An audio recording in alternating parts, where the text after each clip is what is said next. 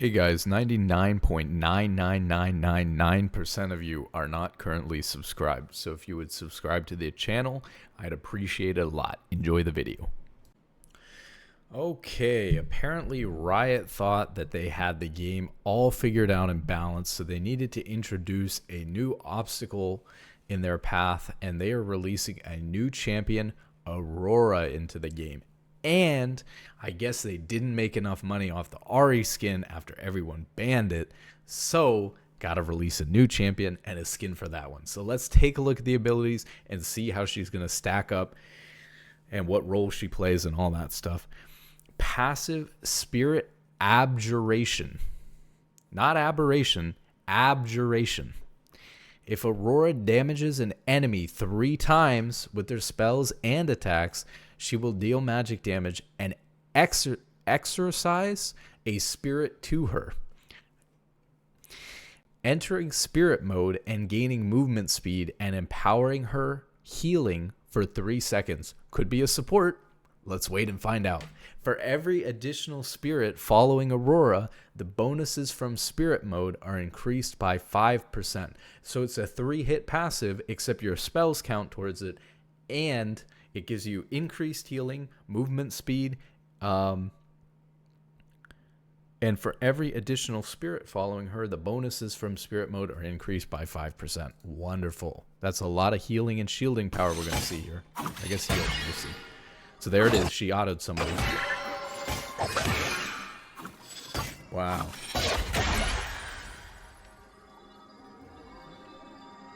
Could be good, could be bad. We need to see.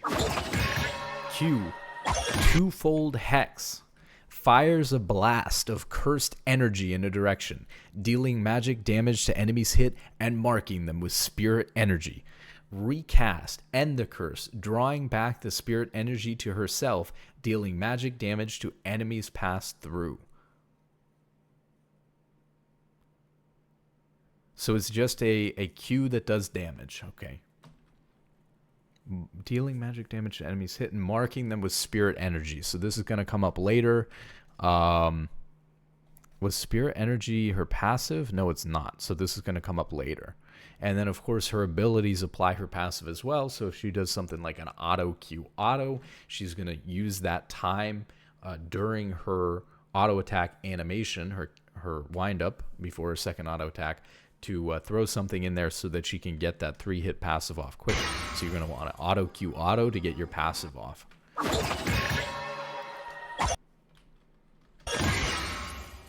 And it looks like here we can see it's going through minions. It's hitting multiple things. So there we go. It's just hitting everything in the line. It doesn't get blocked by minions or anything like that. W. Across the Veil. Hop in a direction. Upon landing, enter the spirit realm, becoming invisible and entering spirit mode for several seconds. Takedowns on enemy champions reset the cooldown of this ability. Riot said you can hop over small walls with this ability. So she's got a jump and a stealth in the same ability, and if she's getting takedowns, which could just mean assists in a fight, as a champion that apparently has some sort of healing and stuff in her kit, it sounds like she's going to be able to use this a couple of times in a fight if her team is winning, which sounds very, very good. It actually could be quite problematic because an enchanter, if this is an enchanter, like Yuumi, is very, very OP, because the one weakness enchanters have is that if they're very squishy and they're very immobile, and if they get taken out during a team fight, they're toast, right? And that's the way to counter them, is you can focus the enchanter down and kill them because they're very easy targets. With Yuumi, she kind of breaks that aspect of the game because she can't be killed unless you kill somebody else that she's on top of, or unless she's terrible. So this is a sort of similar vibe, maybe not quite as bad, but if you've got an enchanter that can hop around and go invisible multiple times in a fight, it's going to be a little bit difficult, as you can imagine, to assassinate them compared to a more outdated champion like a Soraka or something like that. But maybe this is a mid laner and not a enchanter, but we'll see. Maybe it's a mage. But it's got healing, I mean, and the passive enables her healing to be more healing, so I assume it's a support.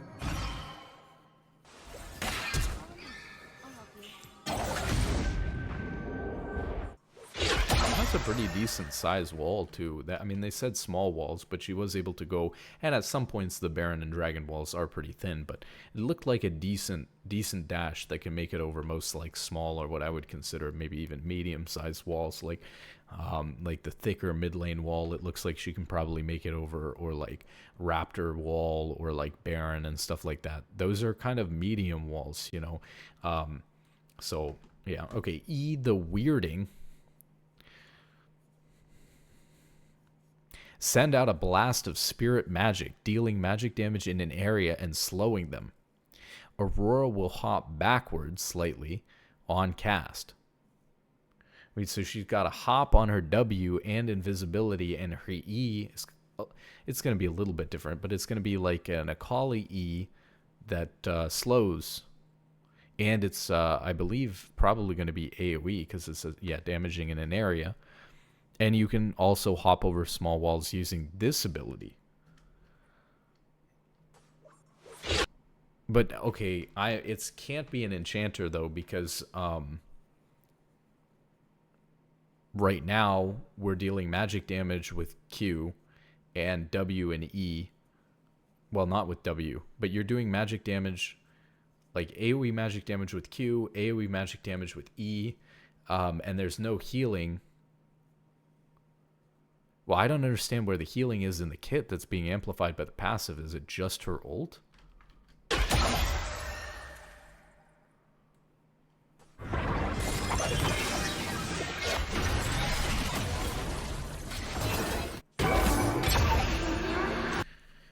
Holy moly, that is a big ult. R, between worlds. Send out a pulse of spirit energy that deals magic damage and slows enemies. The area merges with the spirit realm, granting Aurora an empowered spirit mode and allowing her to travel from one end of the area to the other. Enemies who try to cross the threshold will take magic damage, be slowed, and pushed back towards the center of the area. Wait, where is the healing in her kit? So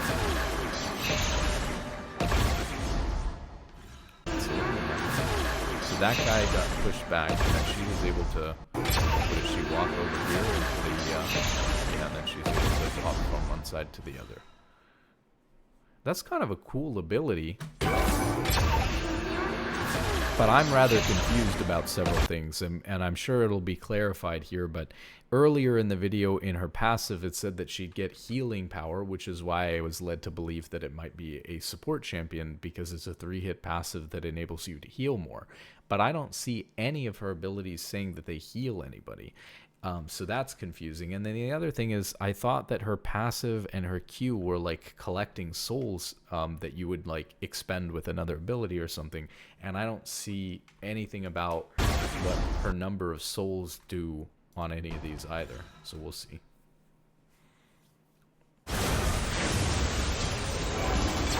It is definitely a unique ability though.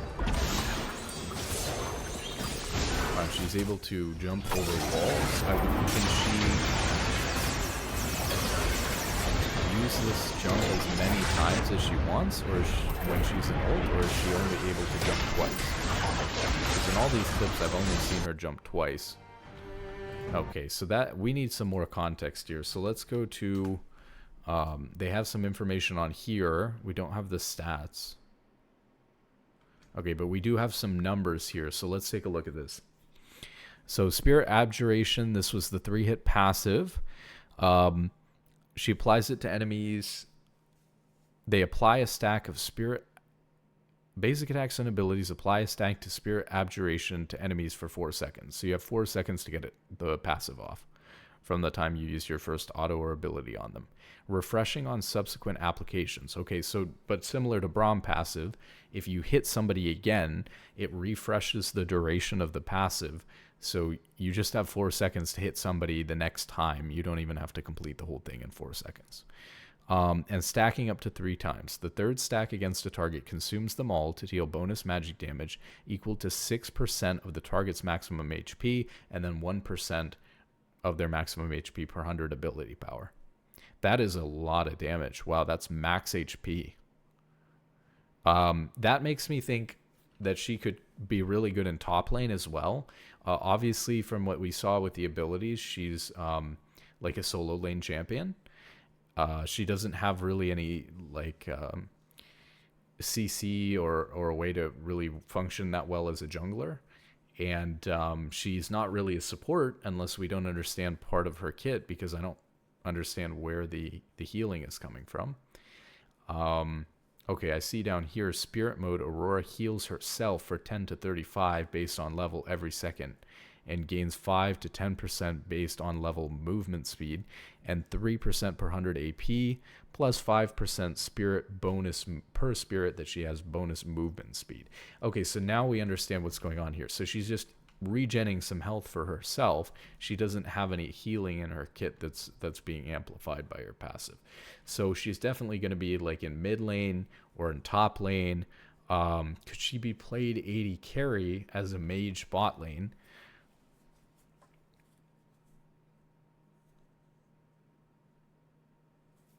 Was she melee? We don't see attack range here. No, I don't think she was. If we go back to the beginning here, when we watch her passive, yeah, she hits from range, right? Which would make sense because she's a mage, obviously. Well, that was her Q. We see an auto. That's still her Q. Okay, that's an auto. And this is also the character from the Ornn thing, isn't it? From the Ornn game. This is the woman who cleaned Ornn's studio apartment up. Cleaned up the forge. Okay, so yeah, she's definitely in mid lane or top lane. What are her numbers looking like? So one of the things that really makes a top lane champion is their ability to deal maximum health damage, because then they can like bully tanks. And as a ranged champion that can deal maximum health damage, very good against tanks in top lane, and she's got plenty of movement speed. She seems like similar almost to a Kali, but different in many ways. But you know, the movement ability that she has seems a little bit similar to a Kali, but she might be lacking in damage actually, since her W doesn't give her movement speed. Alright, since her W doesn't give her any damage, I mean. Twofold Hex. This is her Q, 40 to 140 plus 40% AP. Wow, that's really bad for a mage, though. I mean, 40% AP is really low. And these base damage numbers are really bad, too.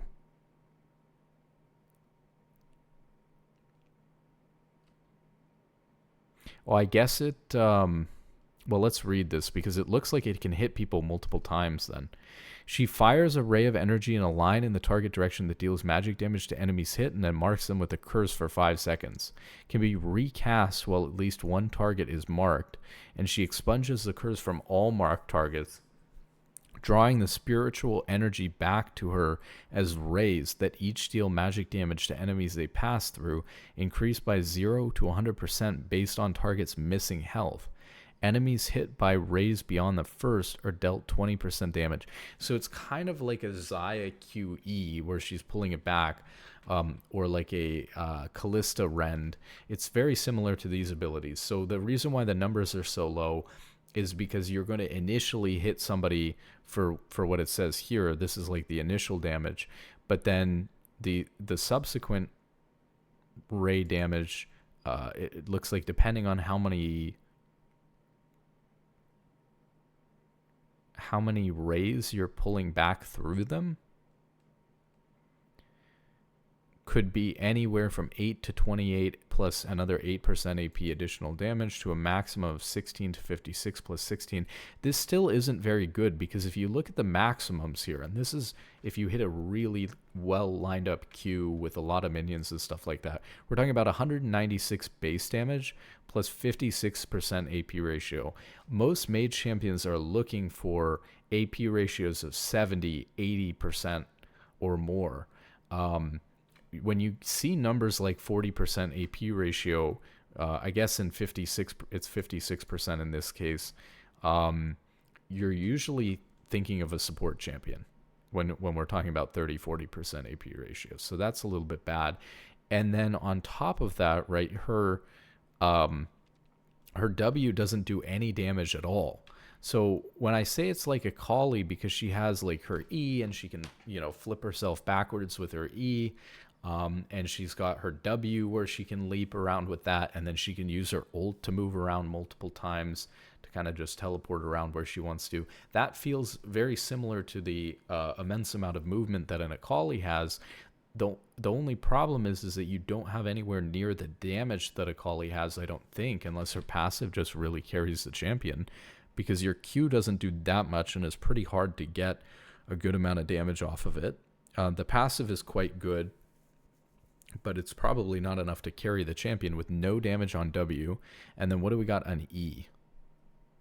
Okay, this isn't terrible. So we've got much better base damage numbers, and we do have an 80% AP ratio on E. Sets off a blast of magic damage in a line in the target direction and recoils in the opposite direction. The blast damage deals magic damage to enemy hit and slows them by 80%, decaying over 1 second. I really feel like she's going to need more damage on her Q. We'll look at the ult here too in a second, but she needs more damage on her Q. And champions usually come out with actually quite a low win rate, even if they're really good, because people are still learning how to play the champion.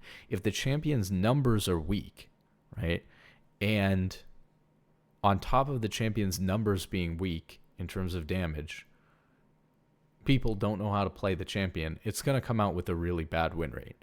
The thing that's concerning actually about that is what ends up happening is the champion comes out with an abysmal win rate for the first patch, and then they overcompensate and buff the champion like crazy, because the win rate was still progressing as people learned how to play the champion better.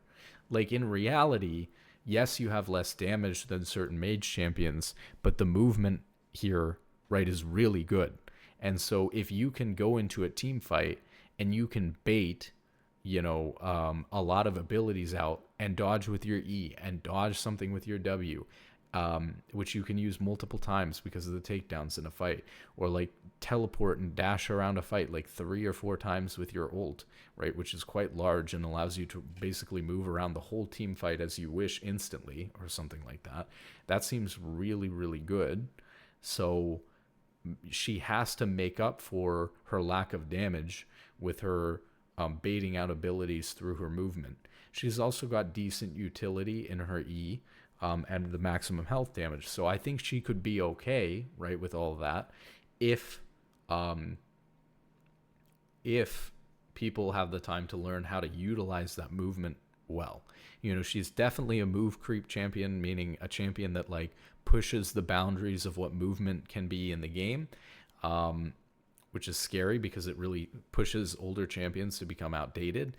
But she is lacking in some damage, and so it's going to take players getting used to the new movement that they're capable of on the champion and pushing that to the highest levels before the champion sees its potential. So if you start buffing the champion because people don't know how to play it, and it obviously looks like a pretty high skill cap, mage champion, you're going to have some problems with this champion. If you were to, rush into this too quickly and start buffing up the Q damage here, which was my initial reaction, or the E damage and the Q damage or something like that. If you start buffing that because, the champion comes out and it's got a low win rate because people don't know how to play it, you're going to find yourself in a lot of trouble.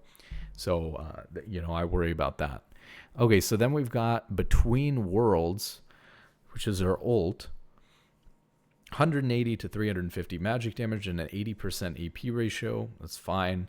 And it lasts for 3 seconds to 4 seconds, depending on how many points she has in it. She leaps with displacement immunity in the target direction. Oh, she gets a jump at the beginning, too. Unleashing an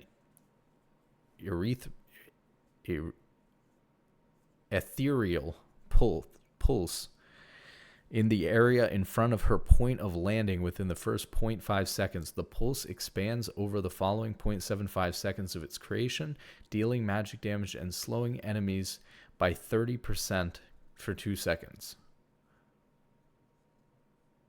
Oh, like anyone who's inside gets slowed by 30% for 2 seconds. That's pretty good. And takes that magic damage. After the pulse is fully expanded, a rift to the spirit realm manifests, which lasts for a duration. While she's inside of the rift and for its duration, she enters spirit mode. Spirit mode... What? Why does it say it twice? And increases its healing and movement speed by 100% that she gets from her passive. Upon Aurora colliding with the border, she'll instantly blink travel intangibly over 0.4 seconds to the diametrical opposite side of the rift. Upon an enemy champion or pet colliding with the border, they're pushed 75 units away from the border and radially towards the center and are slowed by 75% for 1.5 seconds. Upon an enemy minion colliding with its border, it's just executed. It can be recast after 1 second, and while the rift is present. Recast, she closes the rift prematurely. Like, for example, if they move out of it, she can't get out of it herself, so she needs to cancel it to be able to get out of it. Now, there's something that's, I think, rather interesting about this, which is that it's basically impossible for anyone who's playing against this champion at a high level to just walk into the border. Because if they can't escape the border, then they're never going to walk into it. You have to stay and fight if you don't immediately get out of it. So you're not going to get slowed by 75% for 1.5 seconds. That just basically doesn't exist unless you're playing in low elo and people just don't know and they walk into it. So that's the type of thing that when the champion first comes out, people will not know better and they'll walk into the border. Well, I don't quite know whether you can flash out of it or not. But if, or people will fail flash into it or something like that for the first patch or two. But then people will learn, except for maybe at lower elos, but people will learn. And so that's just realistically not even a part of the ability. And so it just slows people for 30%. After it's actually finished expanding, over 0.75 seconds. So if you're catching them and they're towards the outer part of it, it's going to take nearly a full second to get there. And they're just going to get slowed by 30% for 2 seconds that take the magic damage. The duration on the slow is really good. The amount is not huge, but it's quite enough actually for that. So that's very good. I think it's going to be a decent champion. I don't think it comes out and it sounds like it's going to be overly broken or anything like that. It seems pretty balanced to me right now. I would worry about the champion comes out. It's got a low win rate because it's a very high skill cap champion and people don't know how to make use of the movement to get a win rate. And so what ends up happening is they buff the champion, they give it some insane damage, and if the damage numbers on this champion are too high, it's just too strong. It's that simple. And so if the damage numbers are too high because they buffed this champion, feel like it's not performing well, then people, 2-3 patches in, understand how to play the champion, then we might see some problems with it. As we see, there's the same cycle with every champion. Either it comes out and it's crazy busted, the numbers were way too high, and they have to really tone it back over time, or the champion comes out and it's too weak, so then or it seems too weak because it's got a low win rate because people don't know how to play it, and then they overbuff it, and then they have to spend time walking that one back. So very difficult. But that's it. Looking forward to seeing the new champion. Is there any information on when she's going to be out? So if we go to the patch notes,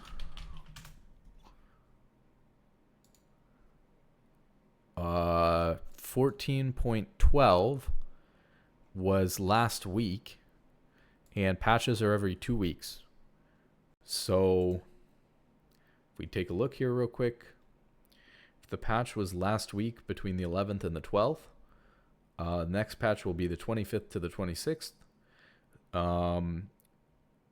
So Aurora will probably be coming out on patch 14.13 or 14.13, which releases on the 25th to the 26th. And usually new champions do not get released on the first day of the patch. They have some final touches to do, and they don't want to just like release it on the first day of the patch. So usually they enable the champions sometime just kind of sporadically throughout the patch, a couple of days after the patch comes out. So I would expect Aurora to be out at the earliest the 25th or the 26th with the drop of the patch, or a couple of days after that, probably sometime between the 26th and the 29th or something like that is probably when the champion's going to come out. Hope you guys have a good day on the Rift and enjoy losing to this champion. GG.